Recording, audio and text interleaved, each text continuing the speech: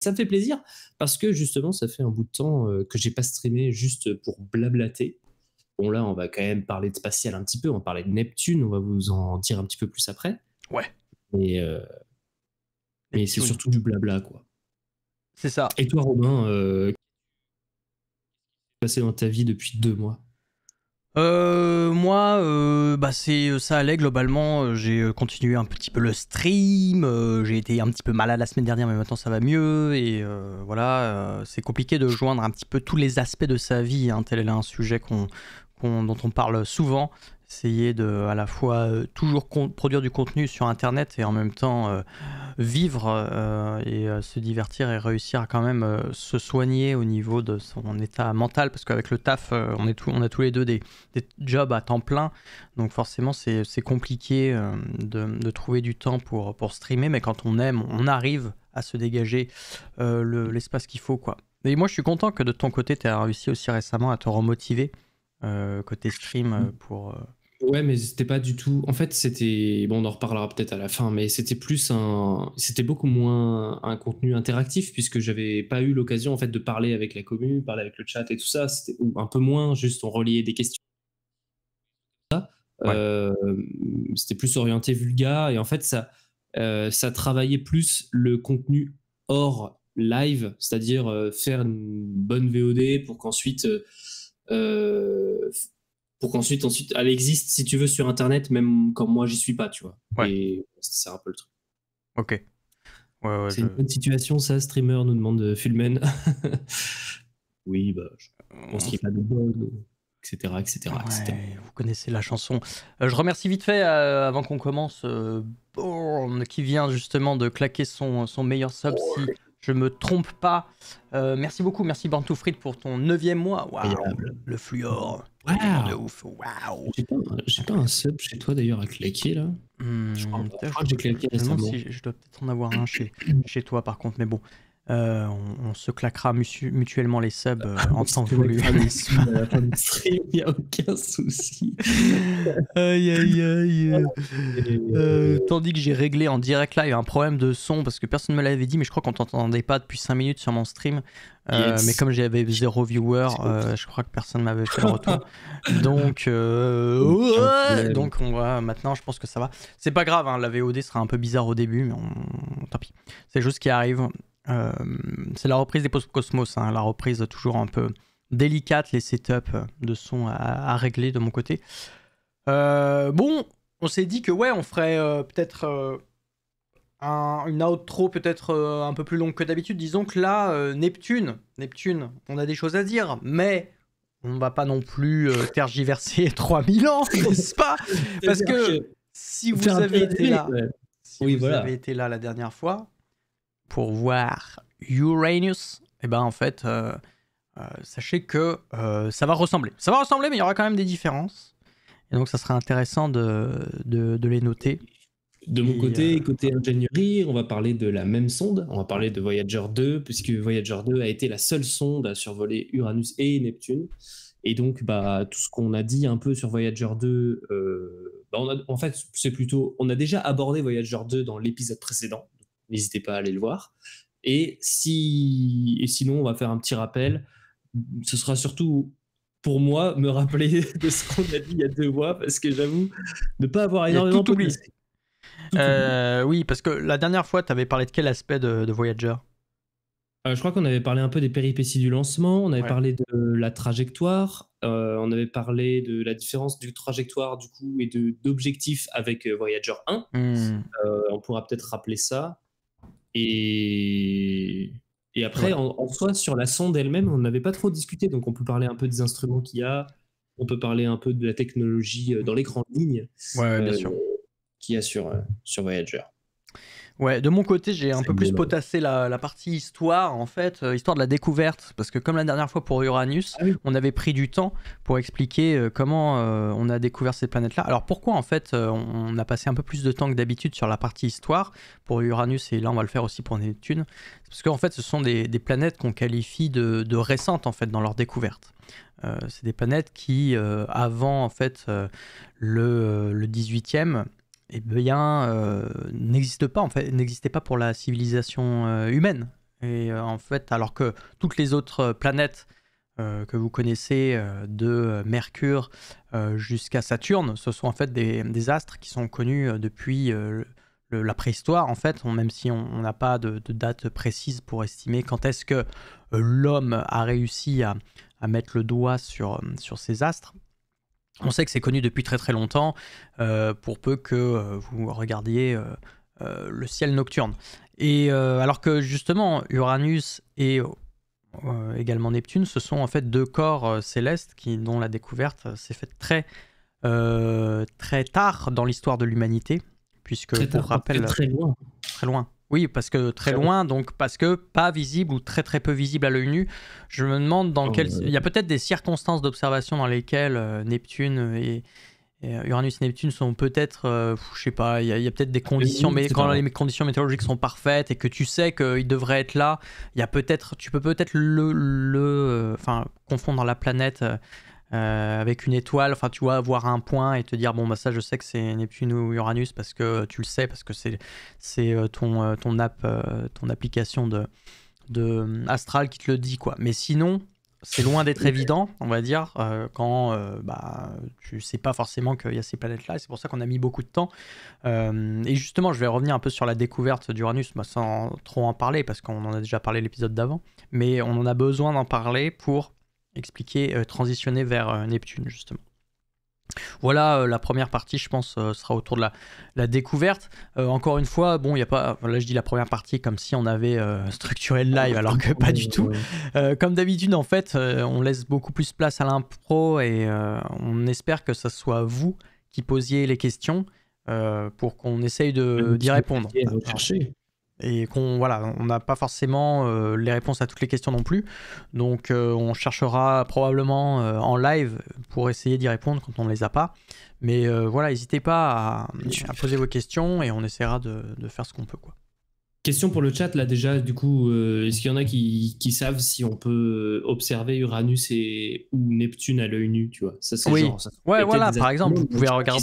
C'est ça, parce que on est tous les deux pas du tout astronomes, même pas amateurs, donc voilà, moi, de ce que j'ai pu lire, il me semble que c'est pas que c'est impossible, mais c'est que tu pourrais le confondre facilement avec une étoile.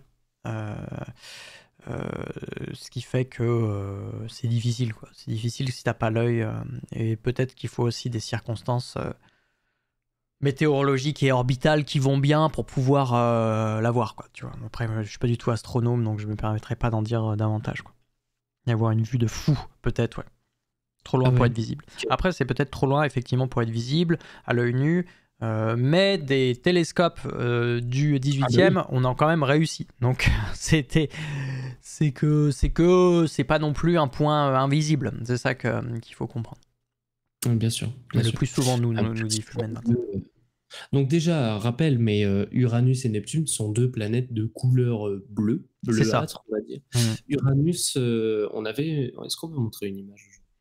Allez, let's go, c'est vrai, ça, on peut montrer des images. On n'a pas parlé du bot Nelson, au fait, vite fait, pour expliquer que on est dans de bonnes dispositions avec ce bot qui permet de transmettre les messages d'un chat à l'autre. Donc n'hésitez pas à écrire, que ce soit dans le chat de Corentin ou dans le mien. Dans tous les cas, le message sera transmis dans le chat de l'autre streamer, de telle sorte à ce que vous voyez tous les messages. Vous pouvez même vous répondre entre vous, entre chats, et ça, c'est plutôt pas mal.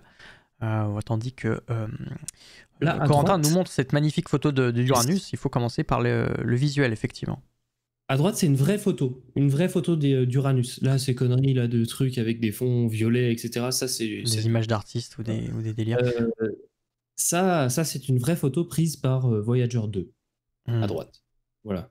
Donc ça, c'est pour vous montrer un peu la couleur. Alors, je sais pas si la couleur est vraiment la couleur qu'on verrait avec nos propres yeux si on était à cette distance. Il me semble que oui, il me semble que c'est quand même relativement fidèle, parce que c'est une couleur qui correspond... Ah bon? Ah merde. Parce que j'ai expliqué, je crois me souvenir de la dernière fois, c'est qu'on est très loin du soleil et du coup il y a très très peu de lumière qui se réfléchit, c'est pas lumineux du tout. Du coup il fallait... Ah oui, non, t'as peut-être raison.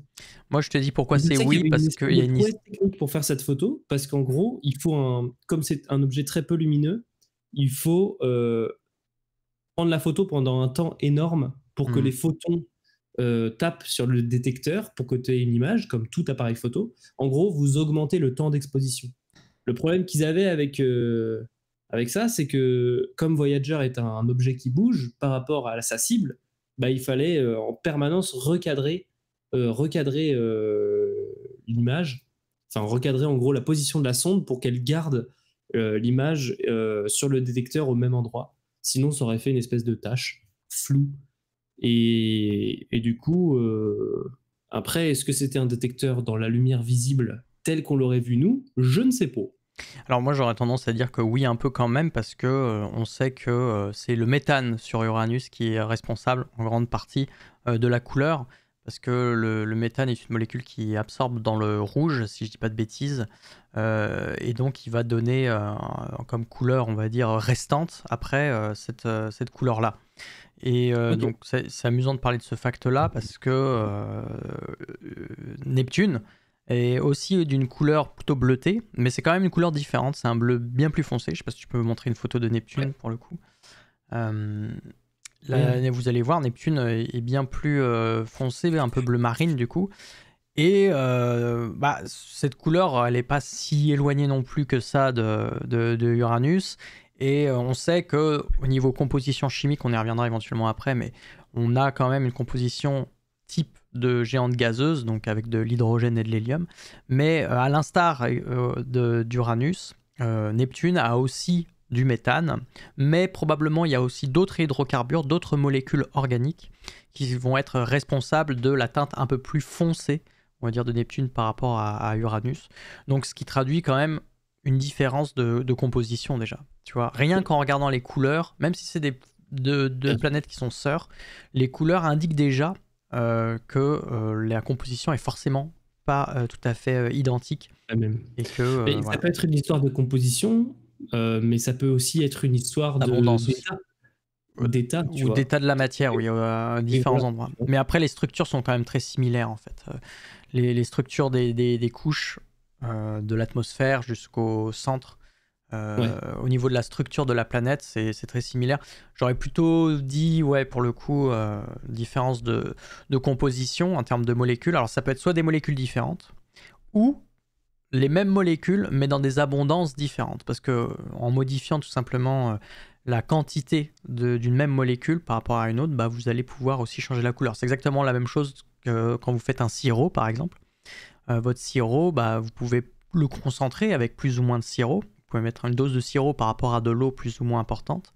Et même si c'est la même molécule, on va dire, quand vous rajoutez plus de sirop, vous rajoutez plus de sucre, quoi, enfin de saccharose. Je sais plus de quoi est fait exactement le sirop, mais bon, bref. En tout cas, dans le sirop, il doit y avoir en plus un colorant alimentaire en fait, qui donne la couleur. Donc bref, vous rajoutez plus de colorant et donc forcément ça teinte davantage. Bah, ça peut être un petit peu la même raison qui explique la couleur de Neptune, sachant que bon, il n'y a pas de réponse à proprement parler. De toute façon, c'est très difficile d'établir la composition complète d'un corps céleste. On connaît dans les grandes lignes les composants les plus abondants. Donc je vous ai cité l'hydrogène et l'hélium, et ça c'est vrai que c'est le cas pour les planètes gazeuses de manière générale. Et après, selon la planète gazeuse, vous pouvez avoir différentes molécules, mais en général, vous avez du méthane, de l'eau, de l'ammoniac, voilà, souvent des petites molécules en fait, pas des grosses molécules organiques. Voilà. Et après, dans le détail, il doit y avoir des pouillèmes d'autres choses. On parle d'ailleurs de... J'étais en train de regarder la taille Ouais. des deux planètes. Et en fait, c'est une taille assez similaire. Oui. On a deux rayons qui font à peu près 4 fois le rayon de la Terre. Environ 24 000, 25 000 km de rayon. Ça fait 50 000 km de diamètre. Elle est plus petite quand même que... Neptune est légèrement plus petite qu'Uranus. Un tout petit peu plus petite qu'Uranus, Neptune, ouais. Et ce qui est marrant, c'est qu'elle est plus massive, en fait. Et elle est plus petite, mais elle a plus de masse. Du coup, elle est plus dense. Exactement, c'est ça. C'est la conclusion qu'on peut en tirer. Le corps prend moins de volume, mais a une masse plus importante. Donc la densité est plus grande, globalement. C'est même, je crois, l'astre, c'est la géante gazeuse la plus dense des 4, justement, entre Jupiter, Saturne, Uranus. C'est une grosse différence en vrai, parce que regarde la masse volumique, donc la densité de Uranus, c'est 1270 kg par mètre cube, et pour Neptune, 1638 kg par mètre cube. Donc c'est quand même plus 400. C'est beaucoup. Ok, intéressant. Et alors, une particularité qu'on a oublié de redire, mais pour noter la différence entre Neptune et Uranus, c'est que Uranus roule sur son orbite. On l'a expliqué ça dans le dernier épisode, mais c'était la particularité de se le remémorer. C'est que la plupart des planètes, si vous voyez le plan du système solaire, là, on peut regarder de haut, en fait, on voit les trajectoires des planètes autour du Soleil. La plupart des planètes tournent selon un axe qui est à peu près perpendiculaire à ce plan. Eh bien, Uranus, elle a un axe qui est parallèle au plan. Du coup, en fait, elle roule sur son orbite. On dit qu'elle roule sur son orbite. Et Neptune, non. Neptune, elle ne roule pas sur son orbite. Elle déroule sur son orbite. Elle déroule. Voilà. Non, elle est un peu à l'instar de la Terre, c'est-à-dire qu'elle a son axe de rotation qui est en gros quasiment perpendiculaire à ce qu'on appelle le plan de l'écliptique ou un truc comme ça, quoi. 28 degrés et la Terre c'est 23,5. Donc c'est assez similaire. Ouais. Pour juste finir sur la couleur, encore une fois, on parle justement pour Uranus et Neptune de planètes géantes de glace un peu. On les dit glacées. Non pas que ce qui est de la glace au sens de la glace solide d'eau, mais glacées au sens astronomique, ça veut dire composées de petites molécules volatiles en fait, dont l'eau fait partie en fait. Donc dans glacé, on entend qu'il y a une composition en petites molécules volatiles. Alors volatile, ça veut dire en fait des molécules qui peuvent s'évaporer facilement, oui voilà, c'est des températures, excusez-moi, des molécules dont les températures d'ébullition sont en général assez basses, donc qui sont volatiles parce qu'on les imagine se volatiliser facilement. Et donc c'est le cas de l'eau, l'ammoniac ou le méthane. Donc voilà, c'est pour ça qu'on les appelle glacés. Et c'est probablement ces molécules-là aussi qui vont donner les teintes qu'on a bleutées. On a parlé du méthane, mais il y en a d'autres. Voilà. Il y a Fulmen qui demande, je ne sais plus si on l'avait abordé dans l'épisode sur Uranus, si on peut le renvoyer vers cet épisode-là pour répondre à sa question. Parce qu'il a une question sur pourquoi est-ce que Uranus roule sur son orbite, justement. Il y avait, je crois, une hypothèse comme quoi Uranus aurait pu être percuté par un gros corps à un moment et ça aurait changé sa manière, enfin l'orientation de son axe de rotation. Mais je crois que cette hypothèse, elle a été réfutée depuis parce qu'il faudrait que ça soit un corps qui soit vraiment trop massif et important et dans l'histoire du système solaire, ça paraît difficile. Mais je me souviens plus. Je pense qu'il y a d'autres explications, il y a d'autres théories. À la formation de la planète, peut-être, en fonction de. Oui, à la formation de la planète et peut-être l'influence gravitationnelle des autres géantes qu'elle a autour. Comme Saturne, quand même. Il y a probablement une influence gravitationnelle, une perturbation dans son histoire. Elle a eu une perturbation qui lui a fait changer son axe brutalement et maintenant elle est bloquée comme ça. Il y a des hypothèses aussi qui disent que Jupiter se serait déplacé d'orbite en fait au cours de l'histoire et que elle n'a pas forcément toujours été à l'endroit où elle est aujourd'hui. Donc bon, bref, tout ça c'est un peu un mystère aujourd'hui. L'histoire du système solaire c'est vraiment vraiment compliqué. C'est compliqué. Même si on a les grandes lignes aujourd'hui du système solaire grâce à ce qu'on appelle le modèle de Nice en fait, qui est un modèle de simulation. Nice comme la ville ? Comme la ville, parce que c'est des chercheurs de l'université de Nice, je crois, qui est connu comme le modèle de Nice à l'international, tu vois, et qui est un modèle assez solide qui retrace comment les planètes se sont formées et comment elles se sont retrouvées dans les positions qu'elles sont actuellement, avec toute une histoire de migration des gazeuses, enfin des géantes aussi qui ont bougé. Il y a tout un bail sur ça. Je crois qu'ils en parlent un peu dans l'article de Neptune, là, que tu regardes un peu à la toute fin. Ils expliquent un peu comment ça s'est formé. Mais c'est pas encore une fois, c'est le modèle le plus consensuel qu'on ait et qui détaille dans les grandes lignes ce qui se passe. Mais ça veut pas dire que c'est la vérité ou ça veut pas dire que ce modèle sera pas étoffé, amélioré, voire changé si on a de nouveaux éléments d'observation qui qui sont intéressants à prendre en compte. Ouais, on peut dire vive la France, ouais. C'est vrai que là, pour le coup, Cocorico, c'est une petite fierté française qu'on peut avoir, ce fameux modèle de brise de Nice, ouais. Ouais, le modèle de brise de Nice. Ouais, ce qu'ils disent là, c'est que selon les modèles, ces planètes sont trop massives et trop loin de leur étoile pour que le disque protoplanétaire, donc cette espèce de disque qui tourne autour de l'étoile, la jeune étoile où il y a plein de gaz, plein de roches, etc. Ce disque-là est pas assez massif à l'endroit où elles sont aujourd'hui, c'est-à-dire très loin de l'étoile, pour créer, générer une formation de planète. Alors que une des hypothèses qu'ils avancent, c'est qu'il y a eu une migration planétaire. En gros, les planètes se seraient formées plus proches de leur étoile, là où le disque protoplanétaire était plus dense en matière, en gaz, en tout.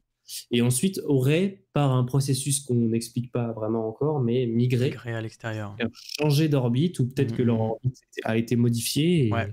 Si tu regardes l'image, là, justement, je l'avais vu en stream en Café Croissance. Je ne l'ai pas du tout revisité là, mais en fait, il y a un changement d'orbite des planètes. Il y a une inversion d'orbite entre deux planètes, je crois. Je ne sais plus si c'est entre Uranus et Neptune. Il y en a une qui décale. Ouais, regarde, le bleu foncé s'en va, s'éloigne. Donc Neptune. En fait, il y avait une époque. était à l'extérieur et le bleu foncé était à l'intérieur. Et après, c'est le foncé, je crois, c'est Neptune. Il y a eu une époque dans laquelle en fait Neptune était plus proche du Soleil que Uranus. Et il y a eu un moment, les orbites sont inversées. Tu vois, la deuxième image, ça se voit, les deux orbites sont inversées déjà.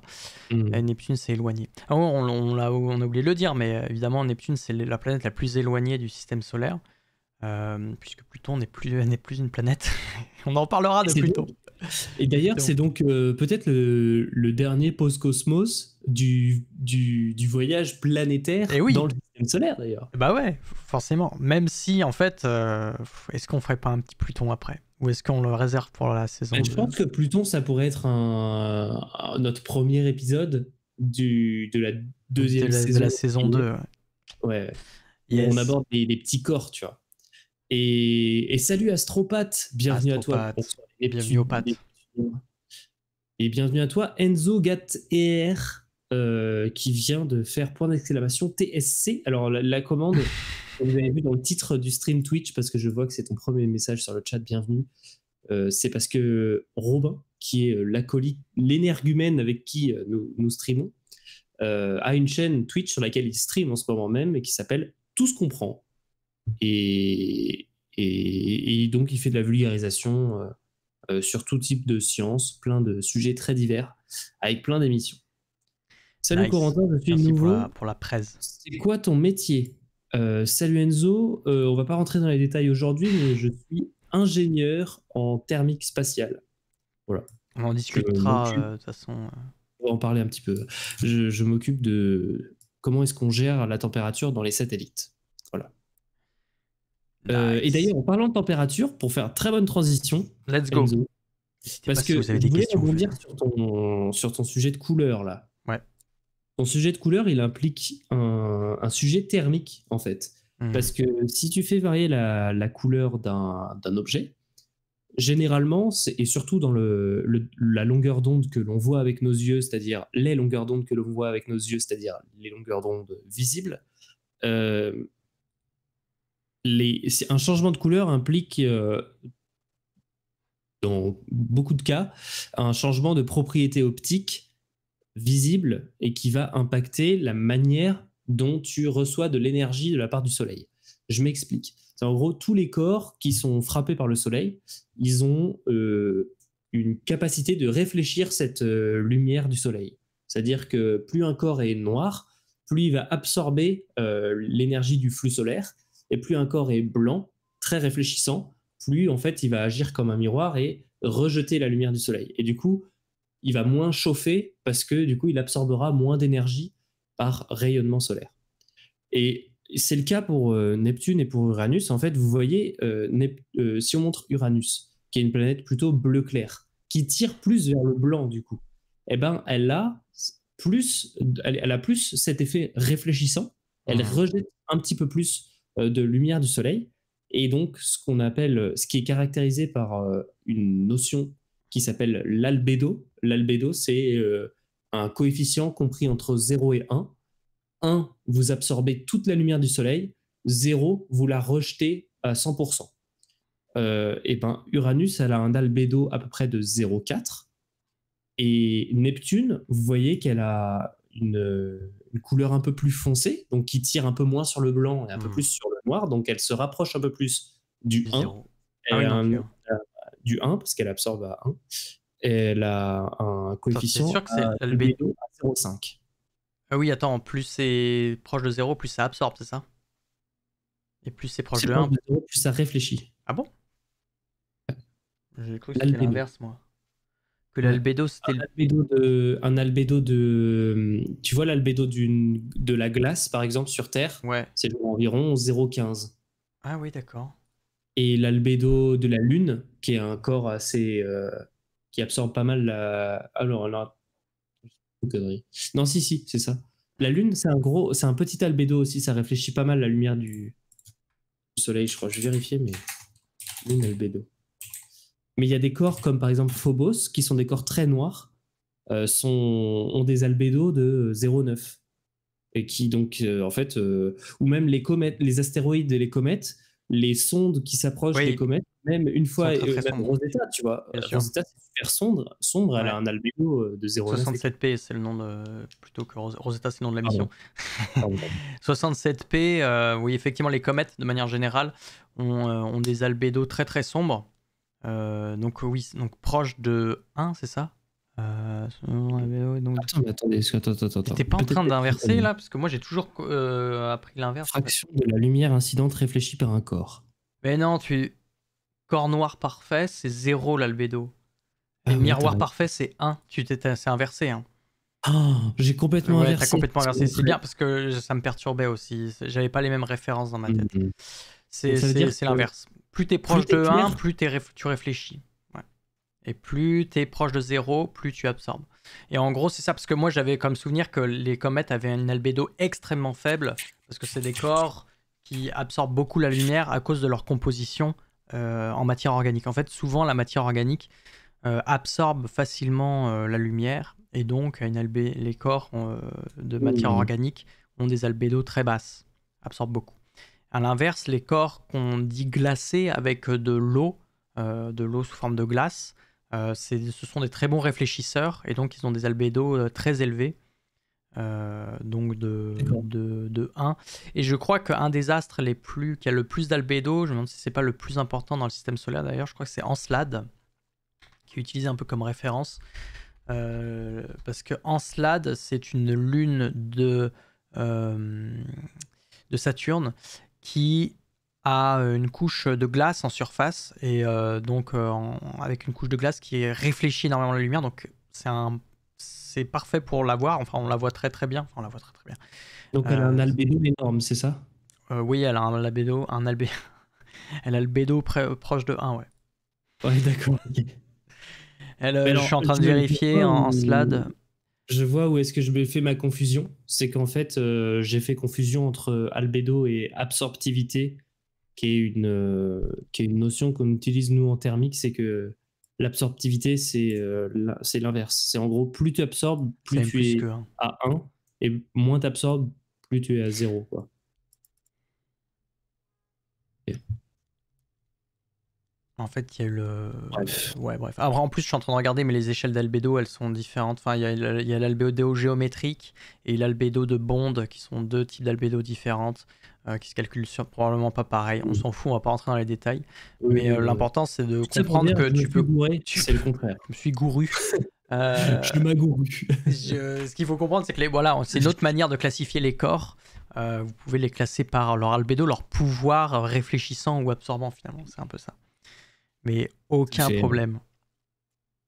L'important, c'est de pouvoir vérifier.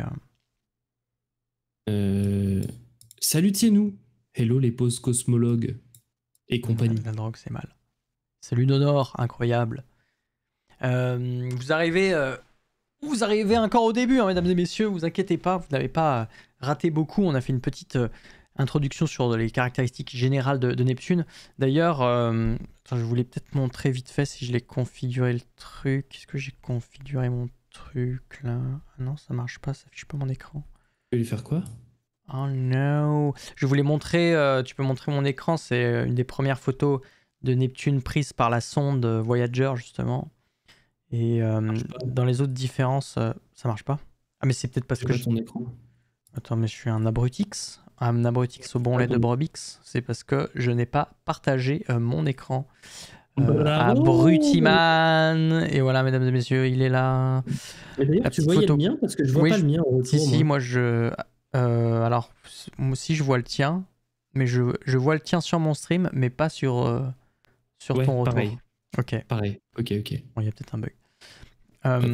C'était juste pour souligner parce que depuis le début du stream, on dit que ça ressemble pas mal à Uranus, mais bon, on a souligné quelques différences. Et parmi les autres différences, en fait, c'est la météorologie qui est de surface, du moins, qui est assez différente. Et même sur la toute première photo de Neptune prise par la sonde Voyager 2, pardon, on voit que il y a déjà des taches un peu étranges à la surface qui traduisent d'une activité météorologique assez intense. Et contrairement à Uranus, mais Uranus, il y a quand même aussi pas mal de bordel dans l'atmosphère d'Uranus. Faut pas croire que c'est tout calme et tout doux. Mais là, sur Neptune, on se rapproche. On a des phénomènes encore plus violents. D'ailleurs, Neptune est connu pour ses vents qui sont les plus rapides du système solaire, à plus de 2000 km/h, si je dis pas de bêtises. Qu'est-ce que je voulais dire? Et en plus il y a une tache, en fait là on le voit pas trop, alors je sais pas si c'est là, la photo est un peu c'est la première donc forcément elle est pas très bien définie, on voit pas beaucoup d'informations, mais si je vous montre une autre photo de Neptune, vous pouvez distinguer sa tache roulement de tambour, ouais voilà elle est là. C'est aussi une autre photo qui est prise il me semble lors de Voyager 2. Et on voit une tache un peu comme l'œil de Jupiter, vous savez, on en avait parlé lors de l'épisode sur Jupiter. Neptune a un peu le même genre de feature, avec un gros... oui, c'est ce qu'on appelle la grande tache sombre, du coup.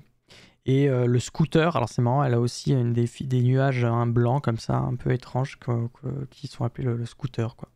Scooter. En Y, c'est Joule. Tout ça pour dire que voilà, il y a quand même des petites différences. Blam bam bam bam. Aïe aïe aïe, la culture locale, tout ce qu'on aime. Voilà. Oui, parce que tout ça pour dire qu'en gros, quand Voyager 2 a photographié Uranus, elle a photographié un truc qui était vraiment plat, quoi. Enfin, fade presque. Ouais, c'est ça. Ça paraissait être une atmosphère relativement homogène. En fait, en termes, si vous voulez, à la surface de l'atmosphère d'Uranus, on a des phénomènes qui sont macroscopiquement un peu les mêmes, et c'est pour ça qu'on a quelque chose, on a une photo où on a l'impression qu'on a une couleur unie, etc. Parce qu'il y a quand même des vents violents et tout, hein. Il ne se passe pas rien dans l'atmosphère d'Uranus, mais les phénomènes sont plus homogénéisés, on va dire, sur la surface, je pense, par rapport à Neptune, où c'est un peu plus le bordel comme ce qu'on a par exemple sur Jupiter, quoi.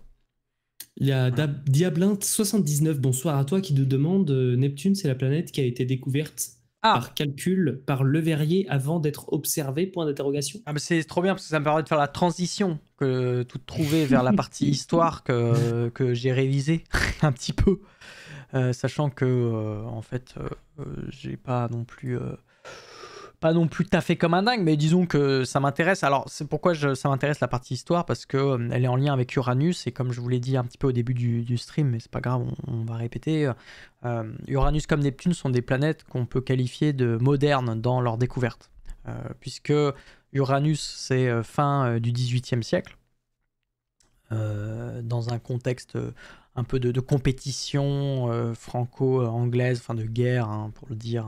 Un genre de guerre froide. Un genre de guerre quoi, entre les Français et les Anglais. Et un genre aussi bah oui, enfin la fin du 18e, on sait qu'elle est assez mouvementée. Et sur le plan scientifique, il y a aussi la guerre, en fait, entre les différents les différents pays européens. Beaucoup de compétitions pour savoir qui va faire les plus grandes découvertes, et l'astronomie est un terrain de jeu de compétition pour tous les nationalistes. Et qu'est-ce que je voulais dire? Oui, alors donc fin 18e pour la découverte d'Uranus, qui a été fait par Herschel, je rappelle vite fait. Ça a mis du temps à trouver un nom pour Uranus. Uranus a failli s'appeler George parce que en fait George III était le roi d'Angleterre de l'époque, et il était le mécène en fait de Herschel. Après que Herschel ait fait la découverte, il a décidé d'être le mécène d'Herschel, et donc pour honorer Herschel, pour honorer le mécénat, a failli appeler l'astre George, enfin Georgium Sidus, l'astre de George, pour George III. Mais les autres Européens se sont dit non, mais il faut peut-être pas abuser, on va peut-être pas appeler le nom d'une planète le roi d'Angleterre. George, que, bon, George, voilà quoi, il y a un peu mieux. Tu sais, tu passes de Saturne, Chronos, dieu du temps, à Georges. Tu te souviens de cette pub pour Tic Tac là, Georges le Yeti? Oui, bah oui, bien sûr, c'est pour ça que c'est marrant. Pardon à tous les Georges. Donc bon, bref, en fait il y a eu pas mal de propositions de noms pour Uranus. Finalement ça a été Uranus pour Uranos, la divinité du ciel. Uranos qui est le père de Chronos. En fait ça suit quand même intelligemment la succession des planètes, parce que Jupiter c'est Zeus, le père de Jupiter c'est Chronos, et le père de Chronos, enfin c'est le père de Jupiter c'est Saturne ou Chronos, et le père de Saturne ou Chronos c'est Uranos, Uranus quoi. Bon, les deux sont possibles à dire. Bon bref. Et en fait ce qui s'est passé, c'est que une fois la découverte et tout, ils sont pas arrêtés là les astronomes, parce qu'ils ont continué à vérifier les calculs par rapport à la trajectoire de l'orbite d'Uranus et tout. Et en fait, il y avait toujours un truc qui tournait pas rond, ce mauvais jeu de mots. C'est-à-dire que t'as un petit sourire en coin, je sais pas à quoi tu penses. Vas-y, dis-nous tout. Partage mon écran. Qu'est-ce qui se passe? Attendez. Est-ce que ça marche? Ah oui. Il me fume. Ah là là. Oh, pardon, j'étais bloqué sur Georges. Ouais, ça a failli être un Yeti, notre planète. Bon, yes. Je vais garder juste ce petit sourire là. Tu peux continuer. Vive l'humour en tout cas. On aime bien rire ici. N'hésitez pas, on passe un bon moment dans Post-Cosmos avant tout. Hein. Je sais plus où j'en étais. Ouais, la découverte. Alors. Bon, en fait, faut savoir que Uranus, il y avait quand même des trucs qui tournaient pas rond entre la trajectoire qu'on observait et les calculs qu'on faisait sur son orbite. On se disait, mais comment ça se fait que l'observation ne colle pas tout à fait à l'orbite que suit Uranus? Il y avait deux hypothèses à ça. Soit, alors là, il y avait deux grandes équipes, si vous voulez, il y avait deux teams. Il y avait la team, les observations... c'est de la merde, enfin en gros non, c'est pas les observations, c'est de la merde. Tout le monde a été d'accord pour dire que les observations étaient bien, d'accord. Mais la théorie, pour contredire la théorie, il y avait deux teams. La première team, elle disait la théorie ne marche pas parce que en fait, les lois de Newton, les lois de la gravitation ne vont pas aussi loin dans le système solaire. C'est-à-dire que à partir d'une certaine distance, la gravitation ne marche plus. Tu vois, ça c'était. Il y avait une team qui pensait ça. Donc ils disaient c'est pour ça, ça marche plus trop. La loi de la gravitation est pas si universelle que ça finalement, même si c'est écrit dans son nom. Ça marche pas tant que ça. Et l'autre team, elle a dit si, la loi de la gravitation universelle, ça marche de ouf, mais c'est juste que il y a une planète qui est là et qui perturbe l'orbite d'Uranus. Voilà, les deux teams. Bon, aujourd'hui, vous savez qui a raison, mais à l'époque, c'était pas forcément évident. Et donc, il y a plein d'astronomes qui pensaient qu'il y avait probablement pas de planète, donc ils s'en foutaient. Et d'autres qui se sont dit non, mais quand même, ça vaut le coup. S'il y a une planète hypothétique, on peut peut-être essayer de savoir où elle est, parce que justement, on voit la perturbation d'Uranus, donc on peut, avec les calculs... la masse, et du coup... C'est ça, la masse et la position et la trajectoire éventuelle de ce corps. Donc c'est pour ça qu'il y a plein de mathématiciens qui se sont emparés du problème pour faire des calculs. donc ça c'est toujours fin 18e, alors que Uranus avait été découverte il y a quelques années, enfin c'est-à-dire que c'était dans l'élan, tu vois, de la découverte et tout, les gens ils se sont dit let's go, vas-y, ça se trouve il y a d'autres planètes, ils étaient ouf. Et donc c'est Alexis Bouvard qui a émis l'hypothèse du coup d'une 8e planète en faisant les calculs de perturbations, enfin en remarquant qu'il y avait des perturbations. Mais il a fallu quand même attendre qu'il y ait des astronomes pour faire l'observation. Parce qu'en fait, c'est en deux temps. Il y a ces deux corps de métier, si vous voulez. D'un côté, vous avez les mathématiciens qui vont faire les calculs, qui vont faire les prédictions. Et de l'autre, il faut que vous ayez les astronomes qui vont faire les observations. Donc les calculateurs, ils vont vous dire... Voilà, c'est ça mes prédictions, fais l'observation, et c'est les astronomes qui vont faire l'observation. Et en fait, ça les prédictions, tu fais une observation. Ouais, voilà, c'est ça. Et ça s'est tiré la bourre, en fait, pour l'observation, pour qui a eu la première fois observé Neptune. Oh, Kofi, let's go! Merci beaucoup, Kofi, pour le... Désolé pour le son très très fort. Merci beaucoup pour ton 23e mois. Et donc, suspense, ça s'est tiré la bourre entre un Français et un Anglais. Ben oui, je vous ai parlé d'une guerre fin 18e. Enfin, on était encore en pleine guerre franco-anglaise. De toute façon, ça a été toujours nos rivaux préférés, les Anglais. Et deux astronomes qui tous les deux revendiquent d'avoir été le premier à avoir observé. Alors, il est probable que ce soit l'Anglais qui est observé et vu en premier la planète. Donc c'est Adams. John Couch Adams en 1843. Et qu'après, ça soit le français Urbain Le Verrier, effectivement, comme l'avait dit dans le chat le viewer, je me souviens plus de ton prénom, désolé. Le Verrier en 46. Et chacun... non, excusez-moi. Oui, ces deux astronomes, excusez-moi, ils ont fait les calculs. Ils ont fait les calculs de leur côté.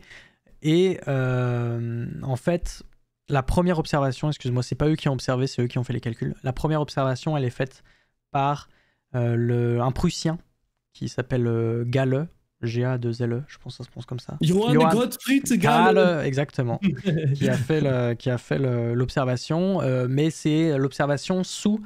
c'est à la proposition de Le Verrier. En fait, même si Adams a peut-être été le premier à calculer, il n'a pas réussi à trouver un astronome qui a fait l'observation pour lui, ou du moins les astronomes qu'il a pu trouver n'ont pas réussi à faire l'observation. Donc comme en fait c'est le binôme Le Verrier-Gale qui a marché, enfin qui a permis la découverte, historiquement parlant, on accorde la primauté, comme ça qu'on dit, de la découverte à Le Verrier et Gale, quoi. Parce que Le Verrier a été le calculateur et Gale l'observateur. Et, il avait du style, voilà. Le Verrier, là je suis en train d'afficher sa petite photo, le petit nœud pape et tout. Il s'était fait chic. Alors que, par exemple, Adams, bon, il n'avait pas le même style. La bonne calvoche. Pas le même style. Ouais. La bonne calvoche, et il avait l'air un peu moins... moins sympa. Moins photogénique, on va dire ça, comme ça. Ouais. Et voilà. Et pour la petite anecdote, Gale, il a vu le jour même, en fait, Le Verrier, il lui a dit, c'est le jour même, Le Verrier lui a envoyé un message en lui disant, un courrier en lui disant, bon, bah, ce soir, tu peux observer Neptune à cet endroit-là. Gale, le soir même, il a mis son télescope, il a one-shot le truc. Il a first try. Gale, il a first try la découverte. Est-ce qu'il serait pas un trop craquito du speedrun? Un crack de ouf. Un crack mondial, je pense. De l'astronomie, quoi. Donc voilà. Il y a une chaîne Twitch, Le Verrier. Je crois pas. Vraiment pas certain. Et donc voilà. Bon, après, aujourd'hui, on peut pas dire que Adams, on peut pas le réfuter de l'histoire parce qu'il a probablement calculé en premier peut-être l'orbite, effectivement. Mais comme, bon, voilà, faut savoir qu'à cette époque-là, il y a probablement d'autres personnes qui étaient aussi en train de calculer, qui ont vu les trucs et tout, mais qui n'ont pas observé l'astre, même si il y avait des prédictions qui ont pu être faites, quoi.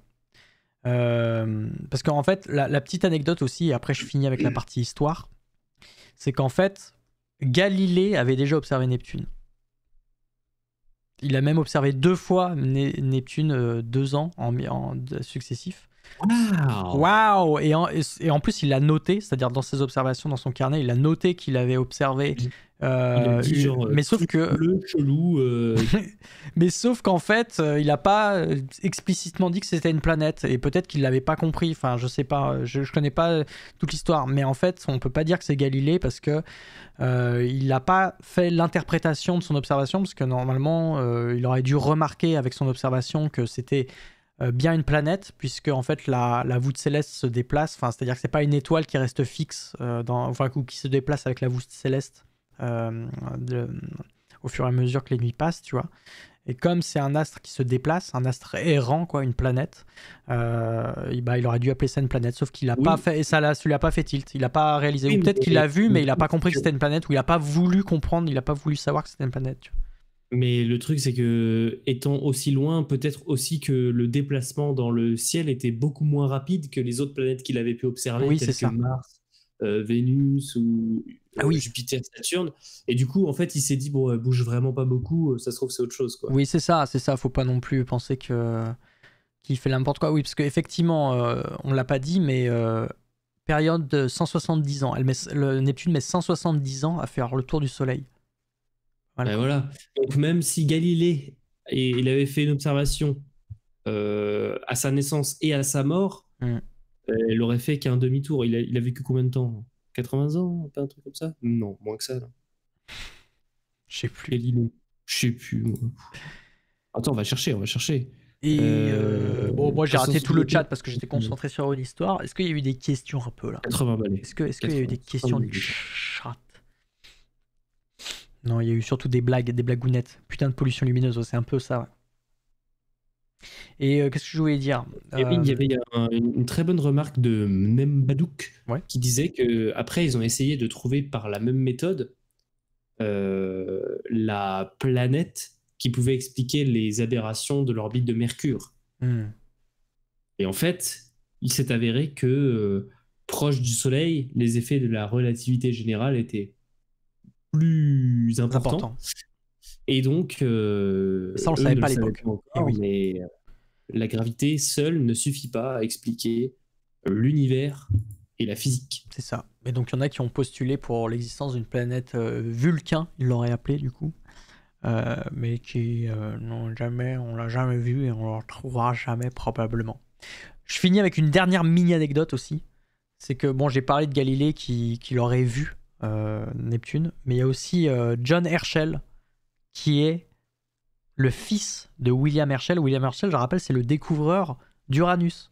Et ben, John Herschel, il l'aurait vu aussi en 1830, donc bien avant tout le monde, il aurait vu Neptune, mais pareil, il n'a pas réussi à faire l'interprétation, ça n'a pas fait tilt. Il n'a pas réussi à comprendre que c'était une nouvelle planète. Donc le somme est immense, parce que t'imagines, t'es le père, tu vois Uranus, et ton fils, il voit une autre planète, mais let's go. Tu dis la famille Herschel, let's go, tu vois. Ah non. Ouais, surtout que, en vrai, sans déconner, rien que le père Herschel, déjà, le nom de la famille, il est méga connu. Il est plutôt bien pour traverser l'histoire. Mais là, père et fils...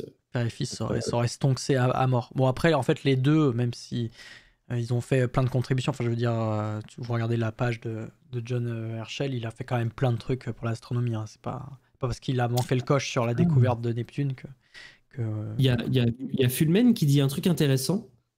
Il dit qu'il ne faut pas oublier que lorsque Galilée a observé Neptune, il était sous le coup de l'Inquisition. Du coup, peut-être qu'il faisait un peu profil bas avec ses découvertes. Mais je ne sais pas trop, parce que il s'est pas gêné de dire qu'il avait découvert...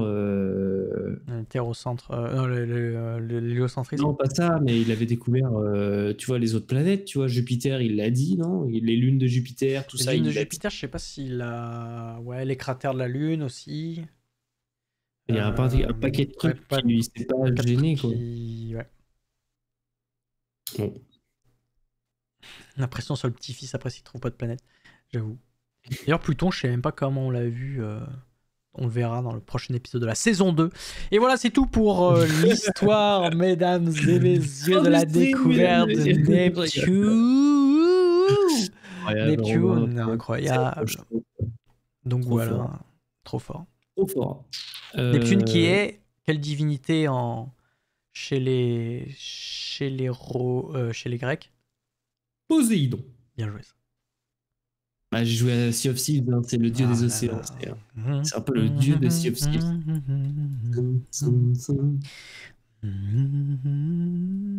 Vulcain, c'est peut-être Pluton pour eux. Non, c'est encore pire, mais parce que Pluton existe. Après, qu'on l'appelle planète ou pas, c'est autre chose. Alors que Vulcain, non. Normal, elle est bleue. Ok, let's go. Bon, est-ce que vous avez des questions sinon sur Neptune? Qu'est-ce que Neptune finalement? Mais c'est vrai que Diablin le fait souligner, mais là, comme on a fait le tour des planètes et de leur histoire de la découverte, aucun Américain n'a été impliqué dans la découverte de ces planètes. Et non, parce que l'Amérique n'existait pas. Était la seule. Et voilà. Non, mais ils n'avaient pas de culture. Ils ont quoi? Ils ont les boules. Oui. Le fait qu'ils aient découvert Pluton et qu'après ils se la fassent rétrograder, ils sont en mode bon. C'est ceux qui ont vu Pluton, les sagouins de l'espace. Et c'est pour ça, ils sont la NASA et tout, enfin bref, toute la communauté scientifique aux États-Unis, ils sont plutôt pour appeler Pluton une planète, tu vois. Ouais, mais bon, faut avoir des définitions claires, tu vois. Il y a un moment, on peut pas faire juste la passion, quoi. On peut pas juste décider des choses juste parce que on est américain, quoi, tu vois. Je pense que Doc Pepper résume bien la situation avec un chais. Voilà. Et Fulmen nous apporte quelques précisions sur Galilée dans le livre dans lequel il a parlé de Jupiter en 1610. Il remet en question le géocentrisme. Et Neptune, il la voit en 1615. Et son inquisition commence vers 1611. Truc du genre, ouais, ok. D'accord. Ouais, en fait, il s'est dit, bon, ça suffit, je vais peut-être pas... Il y a un moment, je mets ça en note de bas de page, mais en fait, bon... on va peut-être... la tête. Merci pour les bits, jet ski au pied, incroyable, des gens qui donnent des bets, c'est rare pour souligner. C'est trop drôle comme Vous êtes excellent, la commu, c'est beau. C'est beau. J'essaie de revoir pourquoi on l'a appelé Neptune déjà. Attends, c'était quoi déjà? Il y a eu plusieurs propositions pour Neptune, hein, évidemment.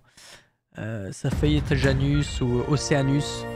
Hey, incroyable! Defend Intelligence qui vient de Red, merci! Wow, 162 viewers! Waouh, mais c'est génial ici! Merci! Bienvenue à tous! Incroyable. Oh là là! Bonsoir. Let's go! Bonsoir! Merci beaucoup, Defend. J'espère que ton live s'est bien passé. N'hésite pas à dire ce que vous avez fait ce soir. Nous, avec Corentin, on continue notre aventure du système solaire. Là, on arrive quand même au bout, parce qu'on a commencé il y a plusieurs mois avec le Soleil, on a fait toutes les planètes, et là, on est sur la dernière 8e planète, et oui, de notre système solaire, puisque Pluton n'en est pas une. Mais dire déjà qu'on est sur une chaîne de vulgarisation scientifique. C'est vrai, ça. Peut-être le premier truc à dire. Ah oui, la vulgarisation. C'est vrai. On est là pour apprendre des trucs, enfin surtout passer un bon moment. Quand on y arrive, mais on passe toujours un bon moment, surtout en compagnie de Corentin Buty. N'hésitez pas aussi à aller voir Corentin Buty. Corentin qui est en live actuellement, qui est streamer de vulgarisation comme moi, sauf qu'il a une spécialité dans le spatial, il est ingénieur dans le domaine du spatial, donc ça c'est plutôt pas mal. Si l'espace vous intéresse, n'hésitez pas à aller voir sa chaîne. De mon côté, tout ce qu'on prend, on aborde des sujets assez variés, des disciplines assez différentes, on invite souvent des experts pour venir parler de plein de sujets. Et qu'est-ce que je voulais dire, ce soir, c'est un peu une émission spéciale, c'est Pause Cosmos, c'est une émission en collab avec du coup Corentin, dans laquelle on parle des corps du système solaire. Et on fait un petit voyage déjà depuis quelques mois. Et voilà, et là on avait bien entamé Neptune. On a parlé, petit résumé de Neptune. Qu'est-ce que tu dirais toi pour résumer Neptune? Merci Thiedou pour le sub. Neptune comme Uranus ont été survolés que par une seule sonde planétaire, c'est Voyager 2. Et depuis, plus personne n'est allé à la rencontre proche de ces planètes. On a fait des observations après, bien sûr, avec des télescopes depuis la Terre, ou des télescopes spatiaux. Mais la seule sonde à avoir survolé Uranus et Neptune, c'est Voyager 2. Et en gros, elle est passée autour d'Uranus, elle a vu une planète qui était plutôt homogène, bleu clair, pas grand-chose à sa surface. Ce sont des planètes gazeuses, évidemment, comme Jupiter et Saturne. Et par contre, pour Neptune, elle est passée, elle a vu des tempêtes, elle a vu des nuages, elle a vu des zones sombres, des zones plus claires. Et la planète est d'un bleu un peu plus foncé. Et voilà. Donc, on a vu avec Robin un petit peu pourquoi est-ce que c'était un peu plus foncé. Puis là, on va parler peut-être un petit peu de la sonde. La composition chimique. La composition chimique. Et on va parler plus de la sonde spatiale qui a exploré cette planète, donc Voyager 2. Et on a parlé un petit peu de l'histoire de la découverte de Neptune qui est très liée à celle d'Uranus, parce que c'est une fois Uranus découverte et des petites différences entre l'observation de la trajectoire d'Uranus et les calculs qui ont fait que les astronomes se sont posé des questions et se sont demandé est-ce qu'il n'y aurait pas un autre astre plus loin qui perturberait l'orbite d'Uranus, et c'est comme ça que les calculateurs ont réussi à prédire la position de cette fameuse 8e planète qu'est Neptune, pardon. Et donc il y a eu 2 personnes qui ont calculé, un français et un anglais qui étaient en compétition et qui ont de manière indépendante et aussi de manière différente, je crois, ils ont fait les calculs. Donc Adams du côté anglais et Leverrier pour la France. Et en plus, c'est la France qui a gagné dans cette compétition puisque il a fallu un astronome, il a fallu qu'un astronome fasse l'observation pour officialiser la découverte de la planète. Et donc, ça a été le binôme Leverrier pour les calculs et Gale prussien pour l'observation. Et ça me fait penser d'ailleurs la découverte est amenée et gagnée à eux deux. Je sais plus parler. Le Verrier, vous pouvez voir son nom sur la Tour Eiffel. Sur la Tour Eiffel, il y a tout autour de la Tour Eiffel, il y a des noms de grands personnages de l'histoire de France, et il y a Le Verrier sur la Tour Eiffel. Il y a Jetski Hopi qui demande on ne va pas la rencontre parce qu'on n'a aucun intérêt pour ces planètes ou pour d'autres raisons connues. Non, au contraire. En fait, c'est des planètes pour lesquelles il y a un grand intérêt scientifique puisqu'on les a survolées très rapidement. Voyager 2 est passée à toute vitesse et elle a pris quelques photos, quelques données, mais hop, après elle est partie, elle ne s'est pas mise en orbite autour de ces planètes. Donc on a eu des photos, mais qu'à un petit moment donné, et depuis proche, je veux dire, et depuis plus rien. Et donc, ça a plus levé beaucoup de questions que ça n'en a résolu. Et donc, aujourd'hui, l'idée, ce serait évidemment d'aller étudier de plus près ces planètes, de faire de nouvelles sondes. Le problème, c'est que c'est le même problème pour lequel ces planètes ont été découvertes assez tard, c'est qu'elles sont loin et qu'aujourd'hui, lancer un satellite ou une sonde qui va aller prendre des photos ou se mettre en orbite autour de ces planètes-là, ça coûte très très cher parce qu'il faut déjà soit une grosse fusée, soit on va discuter un petit peu après de toutes les contraintes qu'il y a à envoyer des systèmes, des mini-robots, en vrai, autonomes, qu'on ne peut pas réparer et aussi loin de la Terre. C'est assez compliqué. Et donc, ça coûte cher. Donc, c'est une question de coût.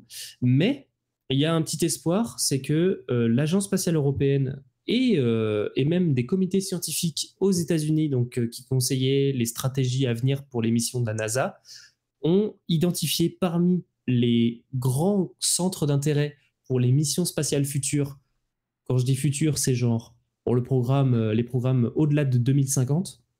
Eh bien, Uranus et Neptune étant comme des cibles prioritaires de grand intérêt scientifique. Et donc, on peut imaginer que des sondes, des missions à gros budget, soit américaines, soit européennes, soit des collaborations internationales, aillent explorer ces astres et cette fois-ci peut-être même se mettre en orbite autour, pouvoir cartographier pendant plusieurs années, pouvoir avoir un espèce de mesure des phénomènes qui sont peut-être transitoires, c'est-à-dire qui varient avec le temps à la surface de la planète, mais pas que. On peut imaginer par exemple... elles ont des saisons souvent.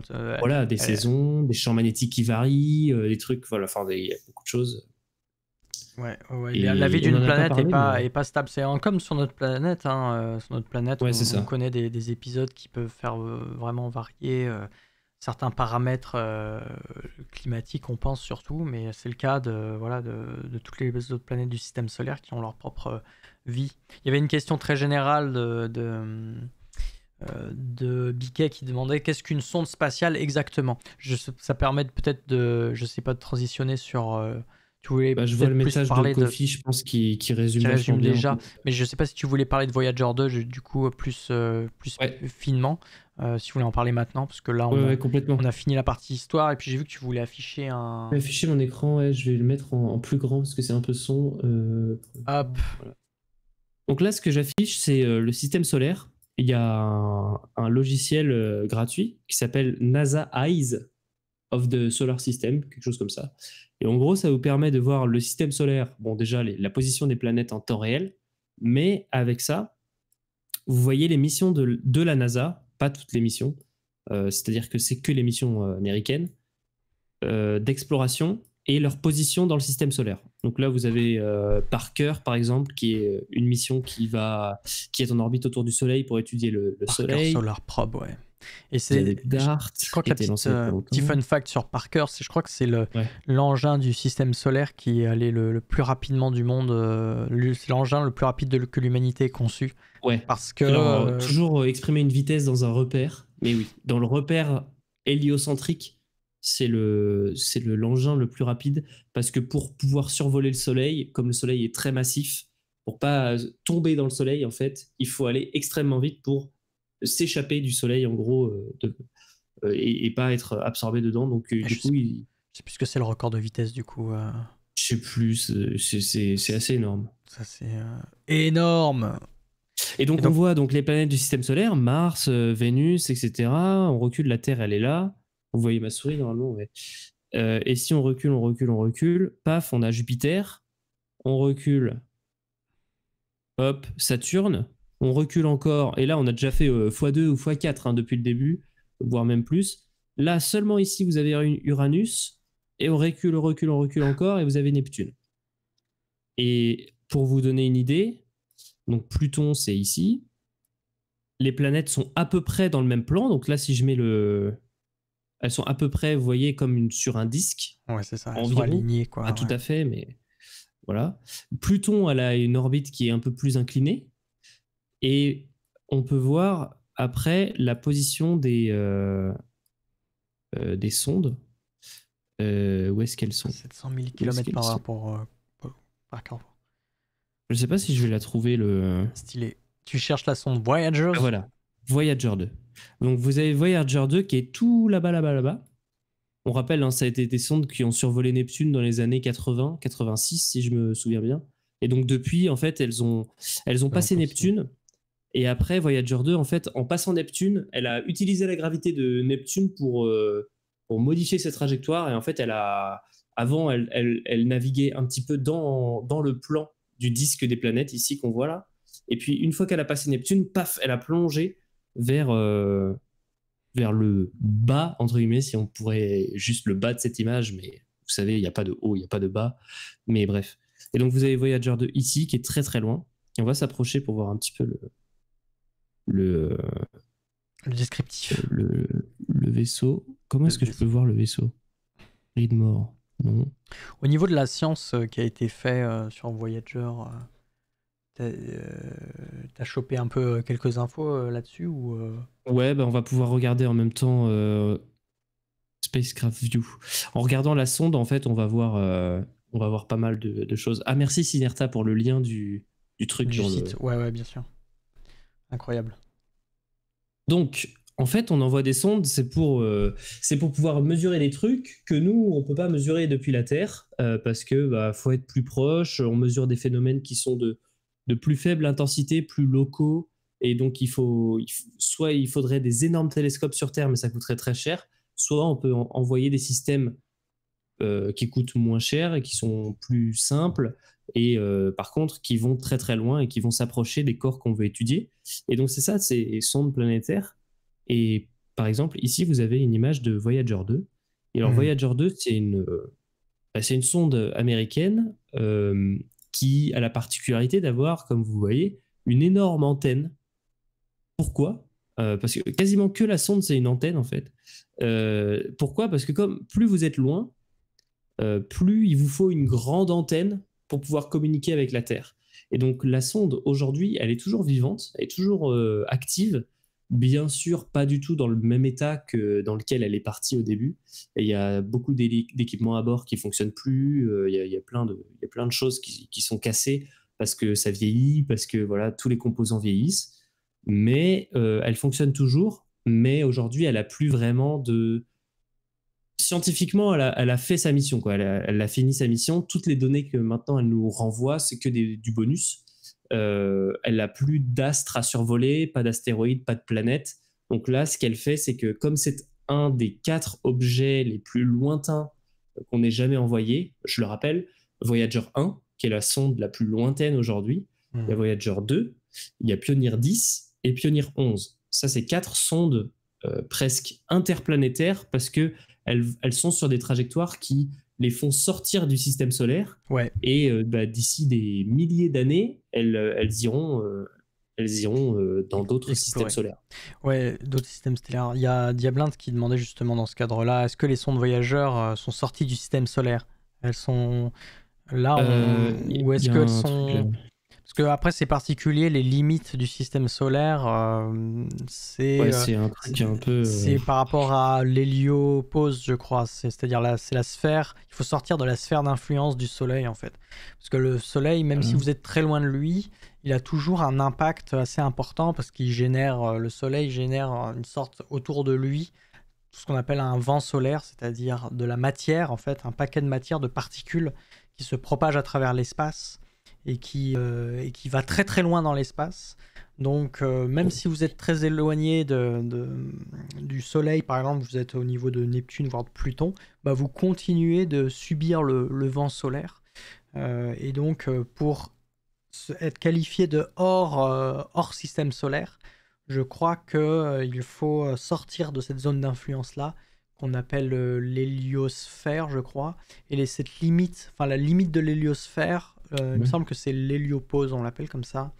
Si je dis pas de bêtises, j'attends le chat pour corriger si nécessaire.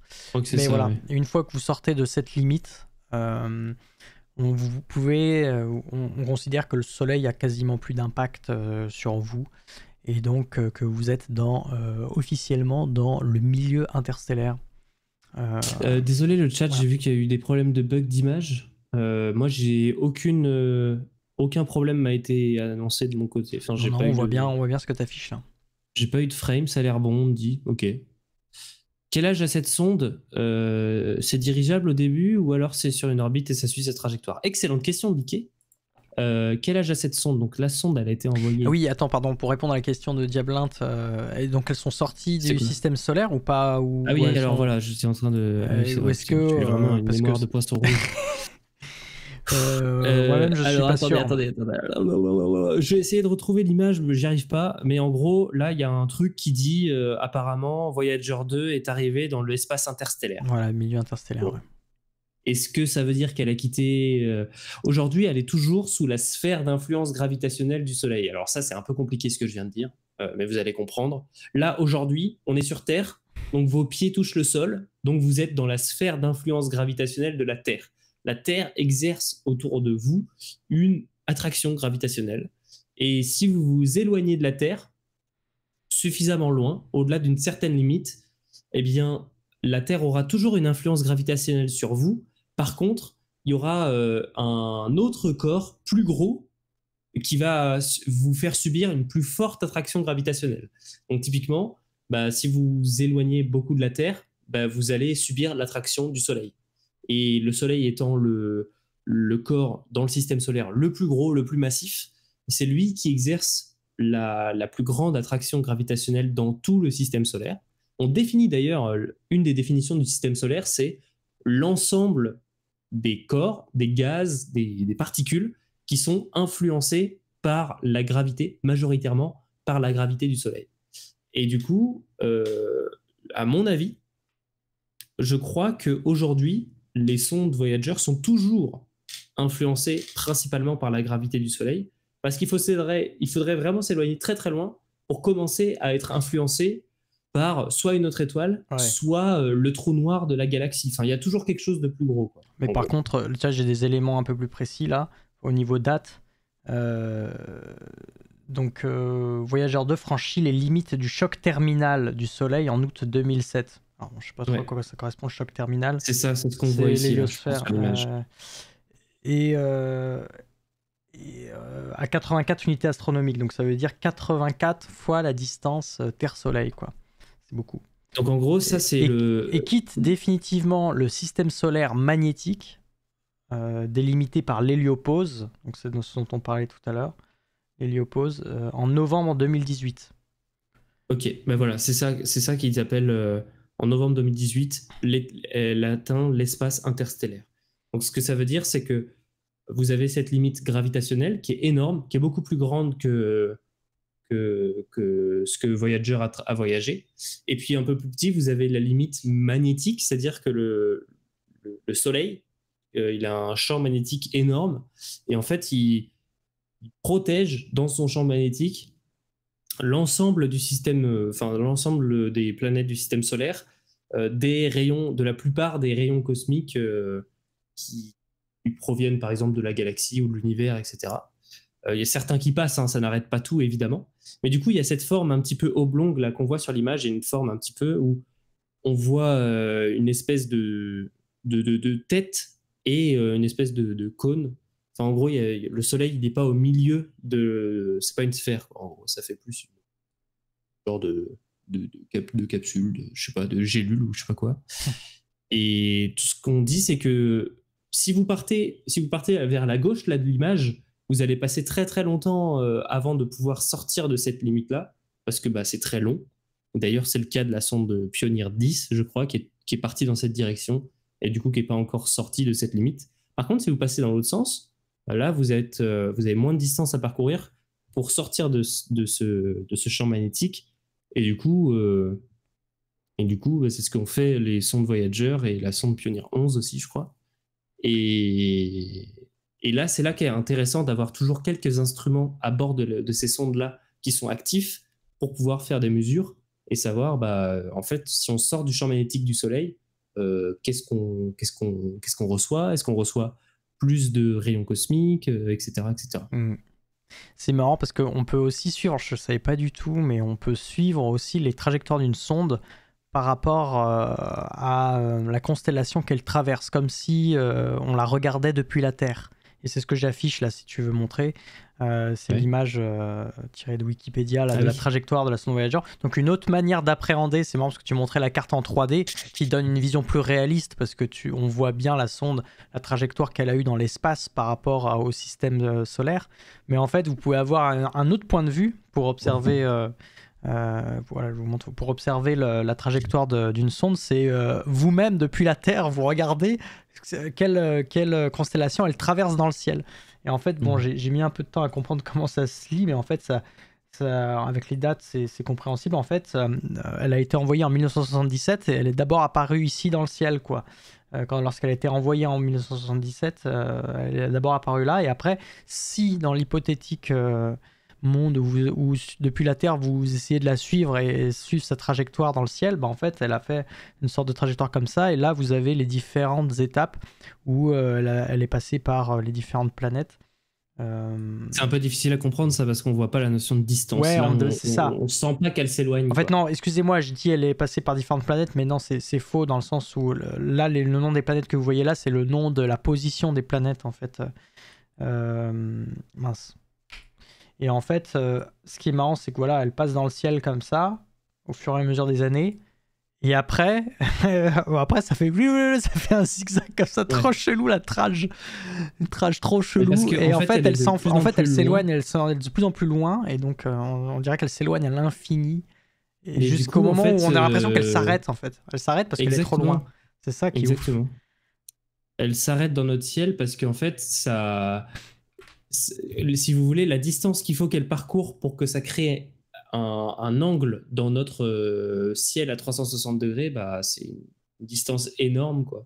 Du coup, ça va faire comme comme un point, quoi. Ouais, c'est pas du tout intuitif ce genre de représentation, mais je voulais la Non, montrer. c'est difficile. Je pense voulais... que c'est pas facile à non, comprendre en vrai. Je voulais la montrer parce que c'est esthétique, je trouve, tu vois. C'est un côté un peu esthétique. Joli, ouais. Parce que vous avez les constellations qui sont derrière.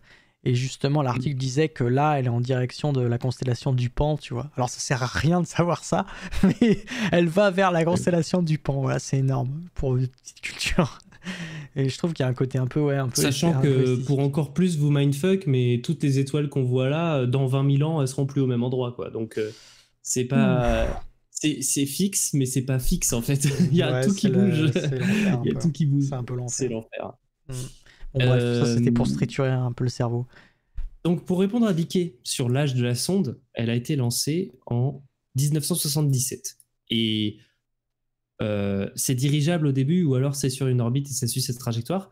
Tout à fait. On est capable de piloter les satellites et aujourd'hui, il y a des milliers et des milliers de satellites dans l'espace et il y a des dizaines et des dizaines de sondes qui sont soit en train de naviguer dans l'espace, soit qui arrivent à atterrir sur Mars ou ailleurs dans le système solaire.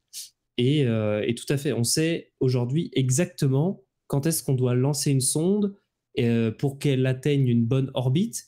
Mais une fois qu'elle est sur son orbite, tout n'est pas joué. C'est-à-dire que l'orbite, ça vous crée en gros une espèce de grosse trajectoire à suivre. Mais derrière, il faut, tout au long de la vie du satellite, il faut corriger un peu sur cette trajectoire, ajuster votre position, votre trajectoire.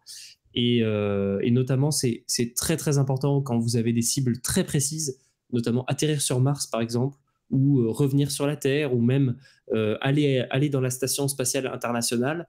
C'est des orbites qui doivent être très précises, et donc il y a des corrections de trajectoire en permanence.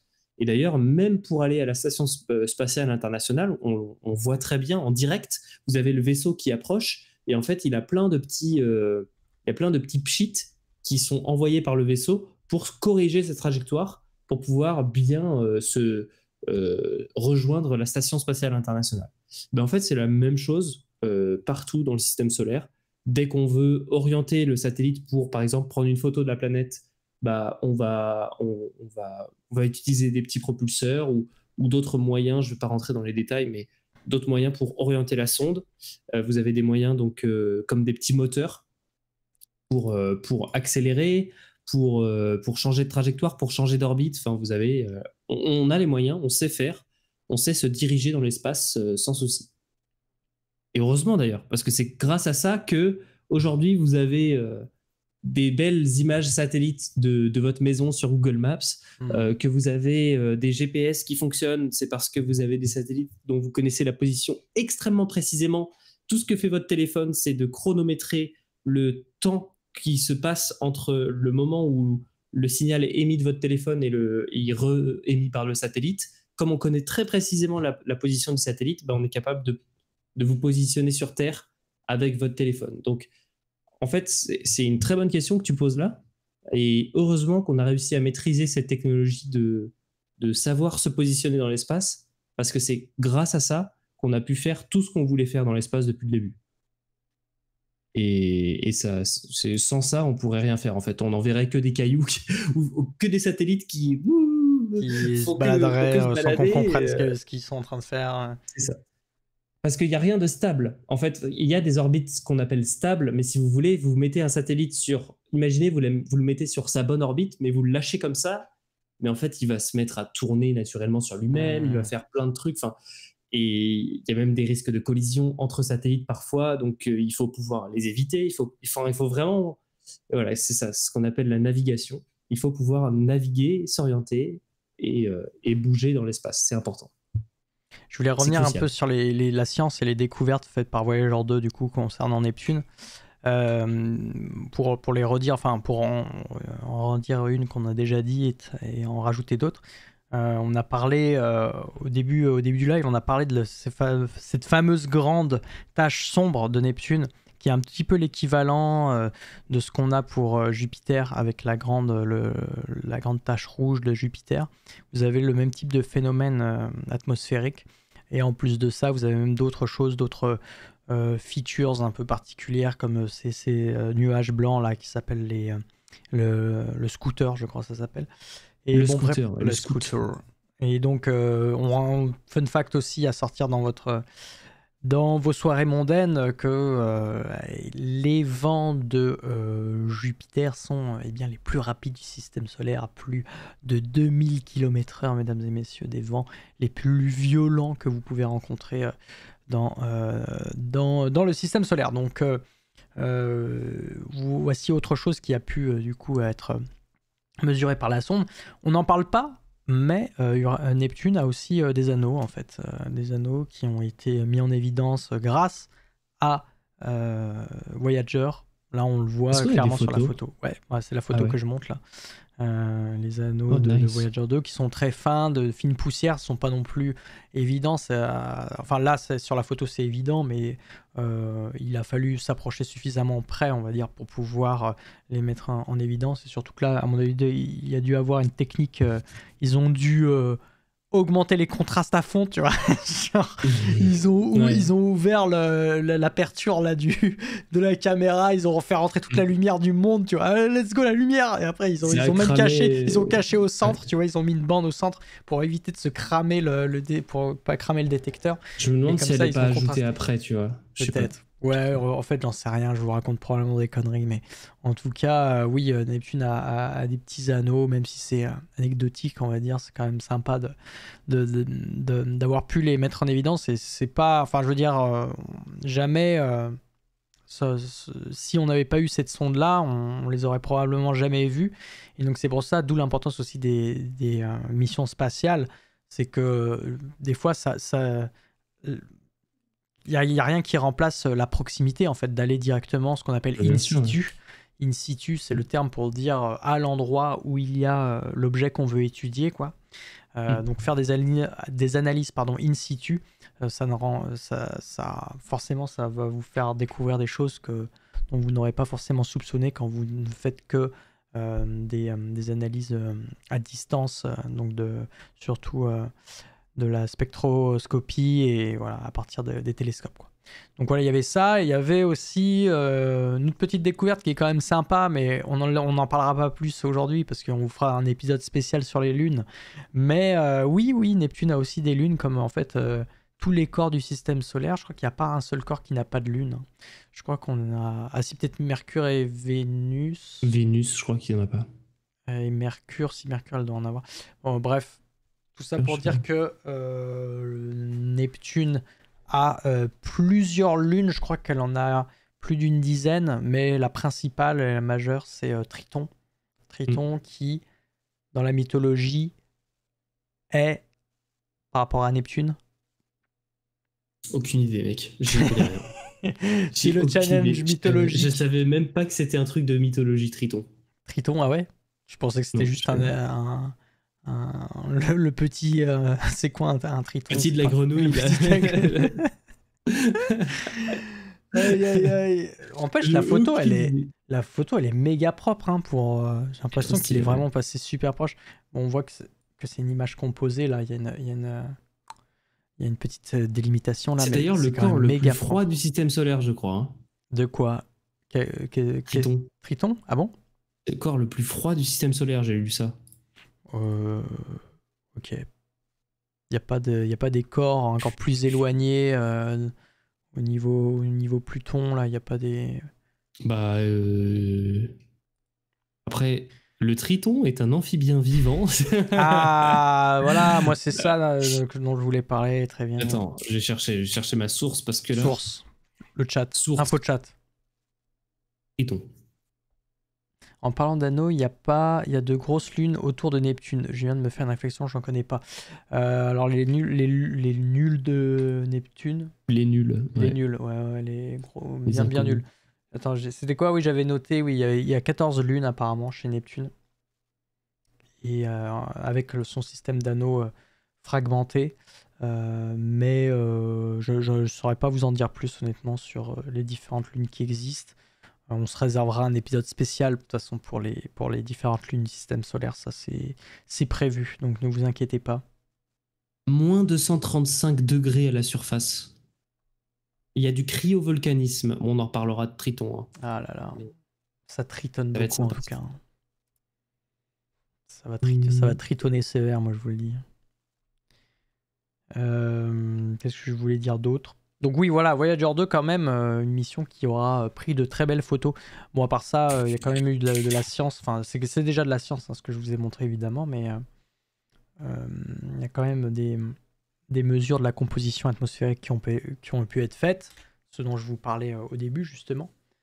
Ça vient de là. Mais bon, après, aujourd'hui, c'est sûr que c'est pas cette mission-là qui, je pense, apporte le plus de connaissances scientifiques qu'on a sur le corps. Il faut quand même rendre à César ce qui appartient à César, c'est-à-dire que enfin, sans non plus me mettre ma main à couper, mais je pense quand même que c'est grâce à l'astronomie et au particulier au télescope, quoi, depuis la Terre ou même depuis l'espace, qu'on a pu faire la plus grosse, les plus grandes des mesures et récolter la plus grande partie des données en ce qui concerne Neptune, quoi. Ouais. Alors j'ai ma source, Vas-y. Wikipédia. La température de la surface de Triton, 38 Kelvin, est la plus froide jamais détectée sur un corps céleste du système solaire. Et alors, jamais détecté aussi, ça. Ouais, c'est après je sais pas de quand date l'article aussi, c'est que on a déjà, est-ce qu'on a déjà parlé de ça? Je suis pas sûr, mais il y a des cratères aussi sur Mercure ou sur la Lune qui voient jamais le Soleil. Et ces cratères-là sont très très froids aussi parce que bien sûr ils voient pas le Soleil. Et du coup, on est dans les alentours de 40 Kelvin. Donc c'est vraiment dans ces eaux-là, quoi. Mais bon, quoi qu'il arrive. C'est proche, ouais. C'est froid, c'est trop froid. Il y a Enzo qui demande, c'est peut-être plus une question pour toi, ça, Robin. Quel est le lien entre les anneaux et les lunes d'une planète? On en avait un peu parlé lors de l'épisode sur Saturne, justement. Mais même peut-être Jupiter. Mais c'est vrai que les anneaux, on les a surtout abordés pendant Saturne. Souvent, c'est vrai que les anneaux sont constitués de petits corps qui sont pas, c'est pas des poussières vraiment de l'ordre. Enfin, il y a aussi des poussières forcément dans le tas, mais il y a aussi des corps qui peuvent être très très gros et qui peuvent faire la taille de quelques kilomètres. Donc vous avez de tout en distribution de corps, et dans le cas de Saturne par exemple c'est relativement complexe parce que vous avez des anneaux très différents les uns des autres. D'une part les vitesses des corps qui tournent autour de chaque anneau est différent. Enfin, en général au sein d'un même anneau vous avez une vitesse globale, on va dire, qui fait que l'anneau reste stable, parce que si au sein de l'anneau tous les corps tournent à des vitesses trop différentes, en fait l'anneau ne peut pas rester stable. Donc vous avez je pense une vitesse un peu globale qui fait que ça va tous dans le même sens.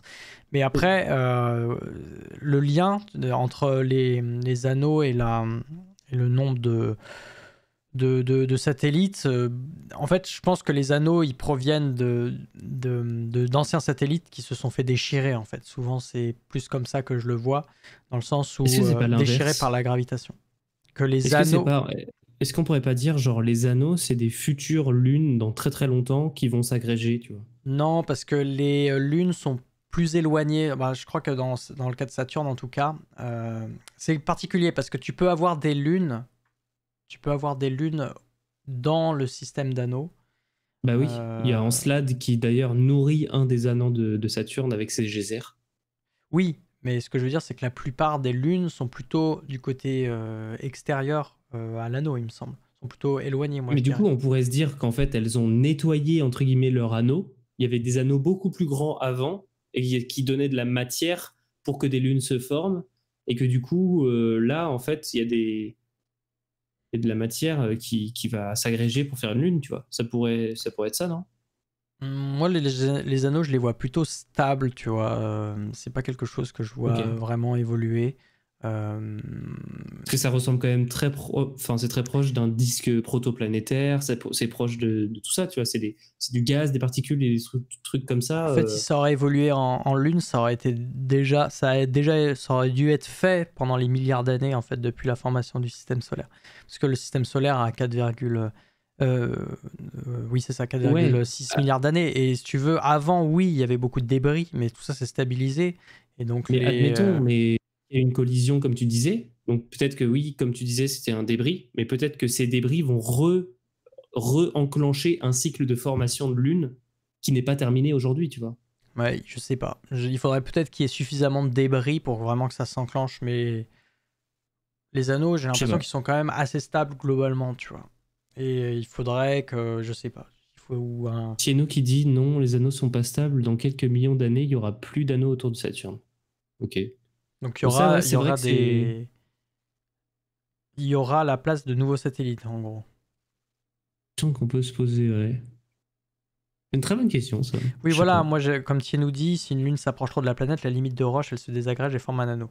Moi, je le vois plus comme ça, dans le sens où les anneaux sont issus de la désintégration de certains corps qui se sont approchés trop près à cause de perturbations gravitationnelles, tu vois. Peut-être, mais je vois pas ça comme un état d'équilibre stable. Je pense plutôt que l'équilibre, c'est d'avoir une lune formée ou un astéroïde formé, parce que, bah, tu vois, pour toutes les planètes telluriques, il n'y a pas d'anneau. C'est comme si elles avaient nettoyé leur anneau avec leur lune, tu vois. Ouais, je comprends ce que tu veux dire. Mais bon, je sais pas. Non, mais c'est une bonne question, honnêtement. Très bonne question, ouais. Honnêtement, j'ai pas le fin mot. Faudrait revoir l'épisode sur Saturne, peut-être j'étais mieux renseigné, j'ai oublié depuis. Mais là, comme ça me dit rien, à part ce que je vous ai dit. N'oublions pas qu'il y a quelques milliards d'années, les cailloux étaient encore très chauds en leur cœur. Ah oui, tu penses que la température de la matière qui orbite joue beaucoup dans la formation? Ouais, c'est possible. Mais ce qu'il y a, c'est que les deux versions sont pas forcément contradictoires. Ça peut être juste deux phases de la vie, tu vois. Ça peut être une collision qui engendre, ou un rapprochement de lune qui engendre une désintégration, qui crée un anneau, qui, dans des millions d'années, va recréer une lune, quoi.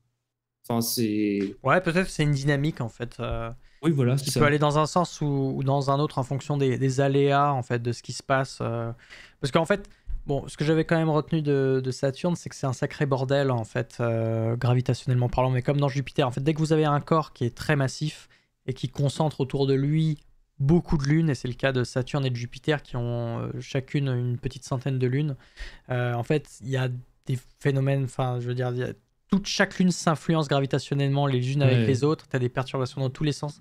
Donc je suis ouais, d'accord avec cette image d'un système dynamique en fait, ouais. dans lequel tu peux avoir un moment un corps qui va être, dont l'orbite va être perturbée et qui lui-même en changeant son orbite va en perturber d'autres et par un effet un peu de Mm. billard, finalement, engendrer la Mm. dislocation d'un des corps et au contraire rapprocher de la matière qui peut s'accréter ailleurs.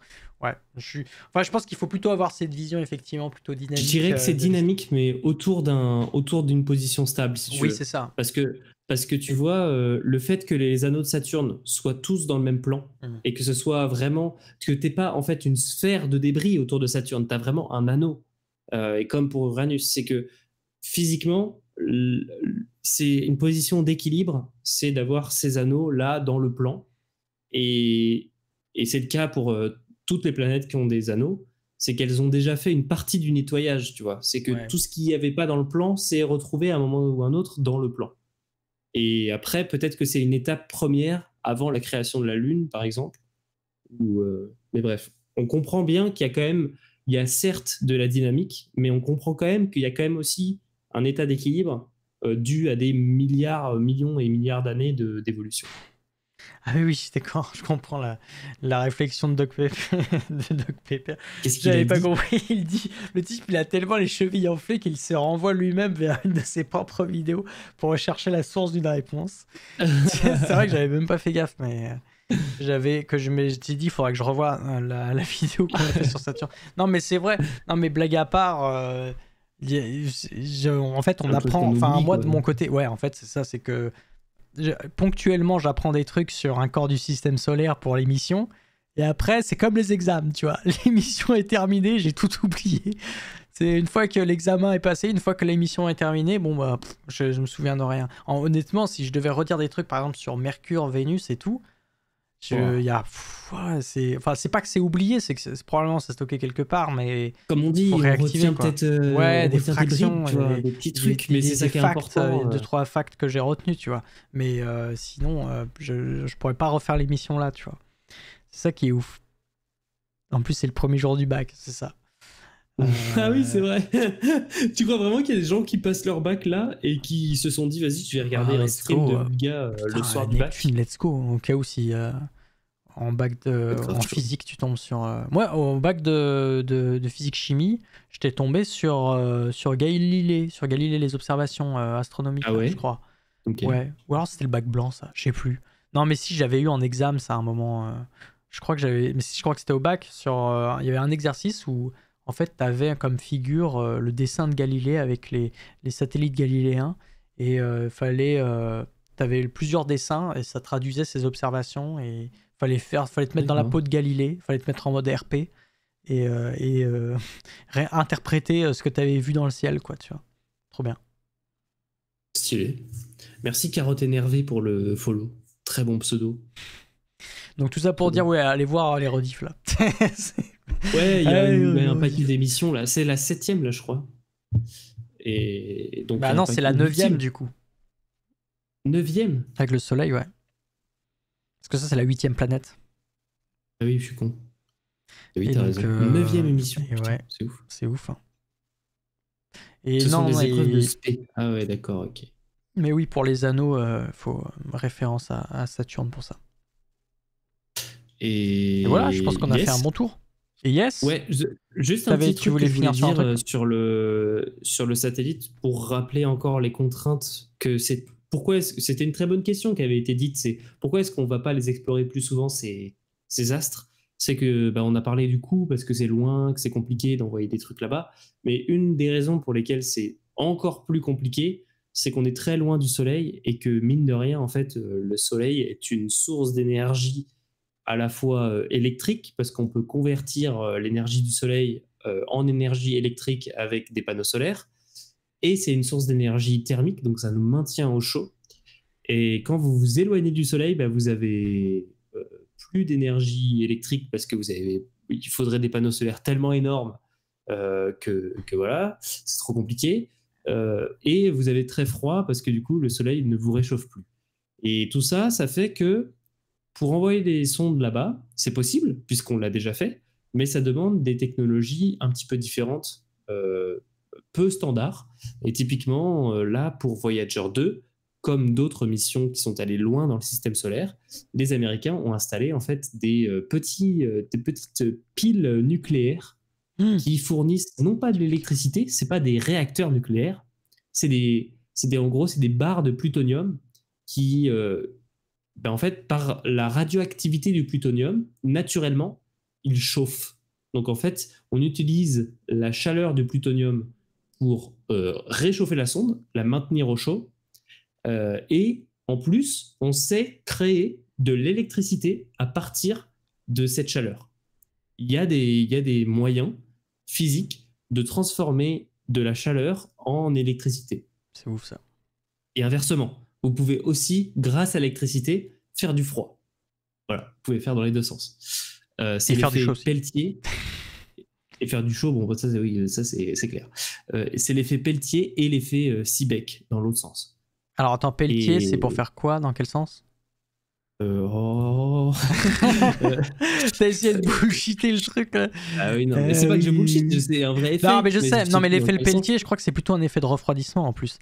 L'effet de Peltier, c'est tu utilises de l'électricité pour refroidir, je crois. Oui, c'est ça. Alors l'effet Peltier, c'est refroidissement. Voilà, c'est ça. Alors et l'effet Seebeck, c'est pour faire l'électricité. Grâce à la chaleur. À partir de la chaleur, tu fais l'électricité. Grâce à ce qu'on appelle une différence de chaleur, oui. Un gradient. Un gradient. Un delta. Et oui, c'est vrai, Peltier froid parce qu'il y a des. On peut faire. Parce que moi j'en ai. Petits Peltier pour refroidir. Moi j'en utilise un d'effet Peltier dans une des machines là que je manipule un peu tous les jours. Pour la petite ref. Salut Crouton du game. Bonsoir. Peltier, c'est pour le frigo? Alors non. Par contre, le frigo, ça fonctionne pas de la même manière. C'est pas des. Le frigo, en effet, vous avez de l'électricité en entrée et derrière, vous avez du froid. Et en fait, vous avez aussi du chaud parce que derrière votre frigo, il y a un radiateur qui est plus chaud que l'intérieur de votre frigo. Plus chaud que la pièce d'ailleurs aussi. Non, le frigo, c'est pas du tout le même effet. Je vous invite à regarder le cycle thermodynamique des machines frigorifiques. Ouais. C'est pas pareil. Et c'est là, avec un vous utilisez Ils ont utilisé un fluide, voilà, c'est un fluide dont vous utilisez les propriétés d'évaporation et de condensation. Donc en gros, le changement d'état du fluide, de passer du liquide à la vapeur et du vapeur au liquide, qui permet de faire des échanges thermiques et donc de refroidir d'un côté et de réchauffer de l'autre. En fait, vous allez faire des cycles de pression, dépression, je crois que c'est ça. C'est un moment de détente. Ouais, c'est ça. La détente, quoi, la dépression, la détente va permettre de refroidir votre fluide, et le fluide, en refroidissant, va refroidir l'enceinte à l'intérieur. C'est ça. Et après, une fois refroidi... De l'autre côté, en fait, la chaleur qu'il absorbe de l'intérieur, il la transporte et il la rejette à l'extérieur en se condensant. Et donc, il redevient liquide et le cycle continue comme ça. Bref. Mais là, non. Là, il n'y a pas de fluide. Ouais. Là, c'est vraiment un effet électrique qui vous permet de créer de la chaleur ou de créer de l'électricité à partir de la chaleur. Il n'y a pas de circulation de matière. Et donc, on a envoyé ces petites piles nucléaires. Alors, je peux vous les montrer. Il y en a sur les 3D. Petite photo de la pile. De la pile à huile. Elles sont là, en fait. Elles sont au bout du bras, là. Attendez, je mets... Là, c'est la sonde Voyager. On a la grosse antenne. Et hop, derrière, il y a 3 petits générateurs, là, ce qu'on appelle les RTG, radioisotopes thermoélectriques générateurs. Thermoélectriques, justement. C'est des générateurs thermoélectriques, en fait. Et c'est ce qui permet, du coup, d'alimenter la sonde, de la maintenir au chaud et de l'alimenter en électricité. Et c'est utilisé d'ailleurs sur les rovers martiens, notamment Curiosity, Perseverance. C'est utilisé ça sera utilisé aussi sur le fameux drone du JPL qui va voler dans l'atmosphère de Titan, Dragonfly.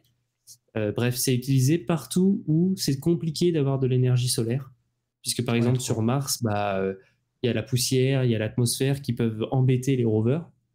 Donc on préfère parfois mettre des petites piles thermoélectriques pour les alimenter. C'est plus simple. Mais par contre, ça induit d'autres contraintes. C'est que évidemment, c'est compliqué et c'est cher comme système, de 1.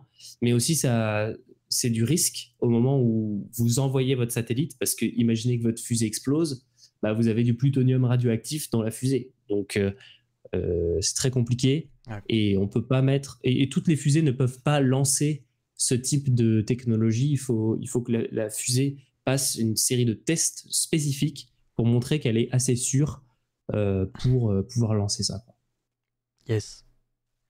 Il doit bien prendre des précautions aussi pour protéger l'électronique de la radioactivité. Oui, bien sûr, je pense que c'est encapsulé, que justement... qu'elle est éloignée. Ouais, elle est éloignée, la radio. Ils mettent de la matière ou la distance éloigné, de sorte à ce que le module il chauffe de son côté tranquille, juste pour générer l'électricité. Mais souvent, on a cette remarque quand on parle de ces technologies-là. Mais il faut bien penser que quand vous êtes dans l'espace, vous subissez une radioactivité en permanence. Le Soleil, c'est une bombe nucléaire en permanence. Donc toute la lumière du Soleil, tous les rayons cosmiques du Soleil, des autres galaxies, des trucs, des trous noirs qui vous balancent des rayons cosmiques et tout ça, l'espace, c'est vraiment un truc à développer des cancers. Hein. C'est vraiment très radioactif déjà de base. Quand vous sortez de la protection que vous apporte un champ magnétique, ça bombarde. Et d'ailleurs, c'est pour ça que les électroniques dans les engins spatiaux doivent être très robustes. On ne peut pas envoyer les électroniques qu'on a dans nos ordinateurs sur Terre et tout ça.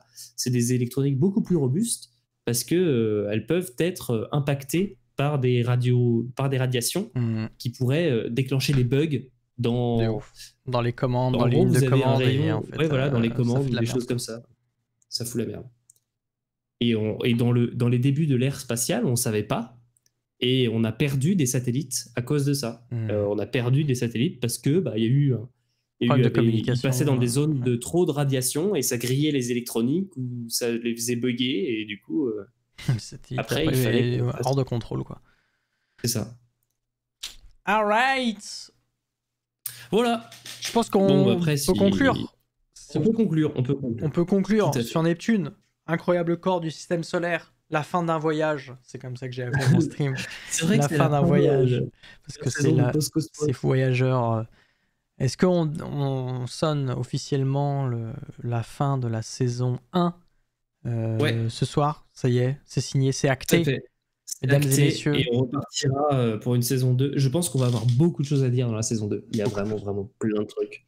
Ouais, là, c'est pour conclure sur les planètes du système solaire qui sont quand même de très belles planètes. Hein. Franchement, on aurait pu vivre dans un système stellaire avec, je sais pas, une Terre et une gazeuse et c'est tout, tu vois. Genre, on aurait pu avoir un système stellaire en carton. Mesdames et messieurs, il faut se réjouir d'avoir 8 planètes vraiment complètement différentes. Même si certaines se ressemblent un petit peu, mais quand même, là, on a une diversité d'astres, de corps, de types, de typologie, de masse, de densité, de caractéristiques. Enfin, ouais, c'est le zoo. Hein, En fait, imaginez que ça sert énormément à la compréhension de notre univers parce que voir chez nous déjà proche qu'il y a beaucoup de variétés, ça nous permet d'imaginer quand on mesure, quand on va explorer d'autres exoplanètes comme on peut observer avec des télescopes. Et ben en fait, on va pouvoir s'imaginer des scénarios un peu farfelus de planètes qui, si on était dans un système solaire où il n'y a que des planètes telluriques, par exemple, on n'aurait jamais eu l'idée de se dire, putain, il y a des gazeuses qui existent. Ouais, c'est ça. Et ouais, il y a en fait, plus diversité. On va parler des lunes dans la prochaine saison. Et les lunes, c'est un truc de malade aussi. Ça redéfinit aussi notre conception de zone habitable. Ça redéfinit plein de choses. Donc, c'est super intéressant. Ouais. Et ben, sur ces belles paroles, je vous propose qu'on conclue et qu'on passe en outro pour chiller un peu plus. Qu'est-ce que tu en penses, très cher Corentin? Ouais, on va venir discuter un petit peu. YouTube, si vous voulez venir interagir avec nous, parce que le chat était super cool encore une fois ce soir. On a eu plein de questions, plein de discussions. On va continuer de discuter un petit peu. Et venez sur Twitch. Yes. Allez. À bientôt. Ciao. Ciao. Salut YouTube. À la saison 2. Des bisous.